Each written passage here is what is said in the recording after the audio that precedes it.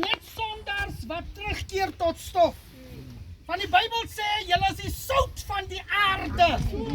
En as jy in Christus sterwe, veral iemand soos Georgie, wat geval het elke keer en gegly het, en op sy laaste weer opgestaan het, dan het Georgie van stof afgeword, en hy het sout kom word. In ander woorde, as ons vir Georgie teruggee as stof, uit die stof is hy gemaak, en tot stof keer jy terug, dan beteken dit, ons deny die feit dat hy die sout geword het. Dan beteken dit dat ons erken nie God se wonderwerk in sy bestaan nie.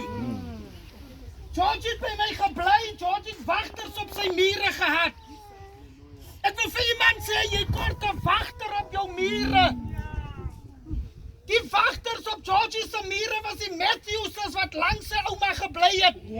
Toe Georgie diep in die drugs verval, toe is dit hierdie Matthewse wat sê, apostel, kan jy nie vir Georgie daar by jou hou, laat ons sien as daar verandering nie. Hy het by my gebly en toe ek sien as die verandering nie, toe sê ek, Georgie gaan huis toe, dan kyk ons as daar nie verandering nie. En as jy wil terugkeer, kom terug. In ander woorde, Georgie is nie meer stof wat tot stof kan terugkeer nie. Hy is nou die sout van die aarde, want sy sout het nie laf geword nie. En omdat hy smaak gehad het, te midde van sy val en sy opstaan, te midde van sy drug addiction, het hy 'n smaak afgegee oral waar hy kom. En sy sout het nie laf geword nie. Ek wil baie kortliks vir u vandag sê, ek ken 'n God wat te doen het met vergelding. God vergeld. Daarom kom die man in die teenwoordigheid van die koning, toe die koning vra, is daar niemand? Toe staan 'n ander ou op en sê, daar is iemand uit sy familie uit. Daar is iemand.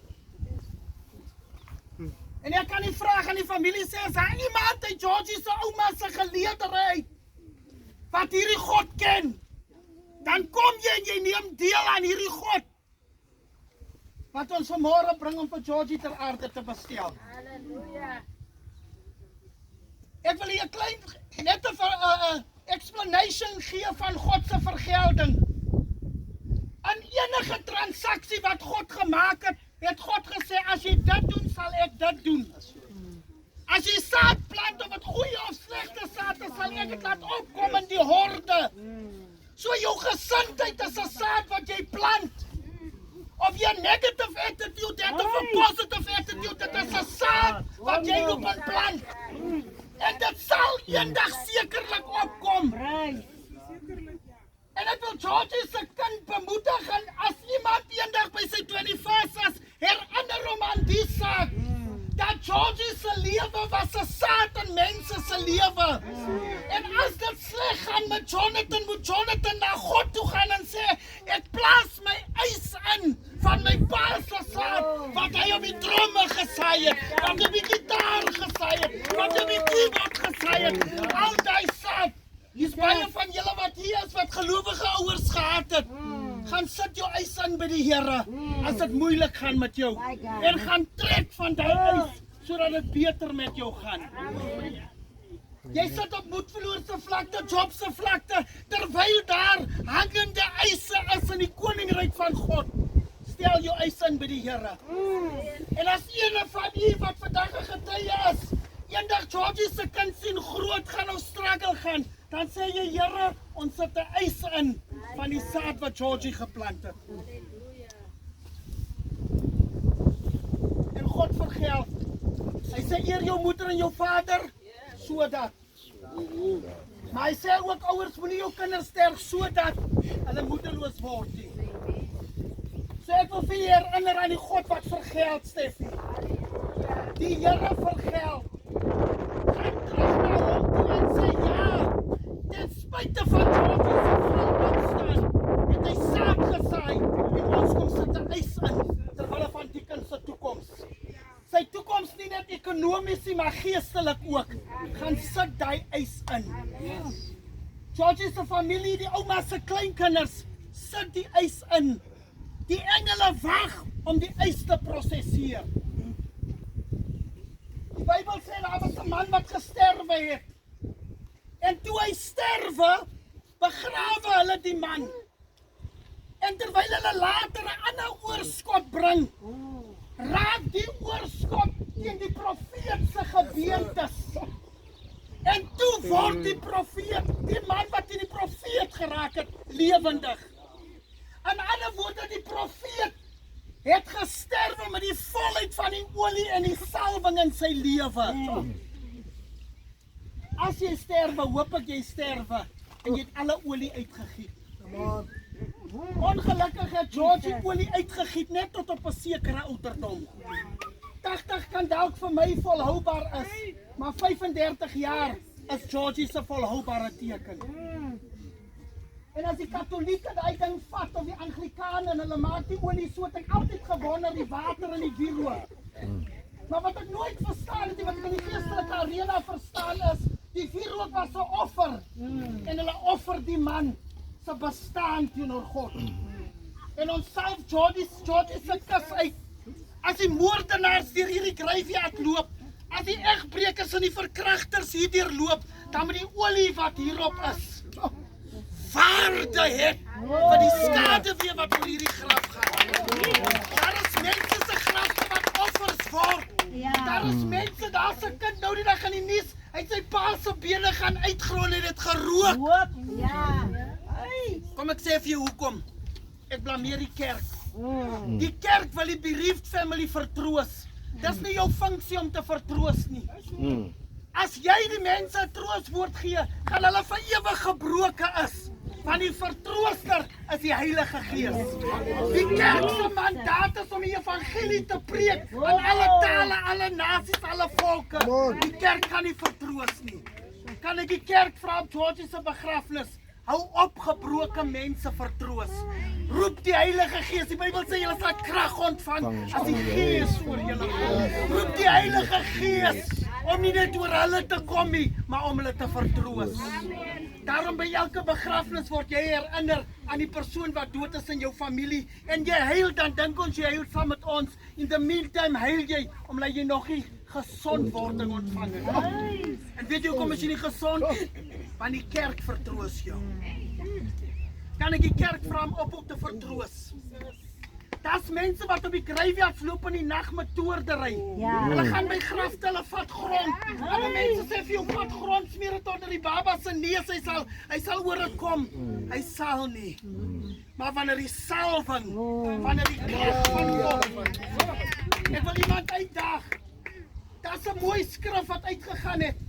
Maar bo dit alles, bo Georgie se mistakes, bo sy tekortkominge, bo Georgie se addictions, bo Georgie se val en sy opstaan, dink alles wat eg is, alles wat mooi is.